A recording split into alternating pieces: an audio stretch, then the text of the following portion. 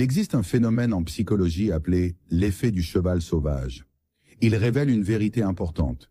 Ce qui nous écrase vraiment n'est souvent pas le problème lui-même, mais les réactions émotionnelles qu'il déclenche. Il existe une chauve-souris dans les prairies africaines qui survit en suçant le sang des chevaux sauvages. Une fois qu'un cheval sauvage est mordu par cette chauve-souris, il tombe dans un état de rage et se met à courir de façon effrénée, essayant de se débarrasser de ce petit harcèlement. Beaucoup de chevaux sauvages ne meurent finalement pas de la perte de sang, mais de leur propre fureur et de leur course épuisante. Après leurs recherches, les zoologistes ont découvert que cette quantité de sang n'était absolument pas suffisante pour être fatale. Ce qui épuise vraiment le cheval sauvage et le conduit à s'effondrer, c'est sa propre réaction émotionnelle. Beaucoup de difficultés dans la vie sont semblables.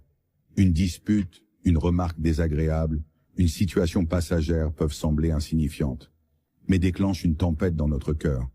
La colère, l'anxiété, le ressentiment viennent comme une réaction en chaîne, s'amplifient et transforment le petit problème d'origine en un immense désastre émotionnel. La véritable maturité consiste donc à apprendre à s'apaiser quand le vent se lève, à ne pas surréagir aux petites choses, à ne pas se laisser ensevelir par ses émotions, à savoir quand s'arrêter, respirer profondément et remettre de l'ordre dans son cœur. Car ce qui nous abat réellement, ce ne sont souvent pas les difficultés de la vie, mais notre incapacité à rester stable.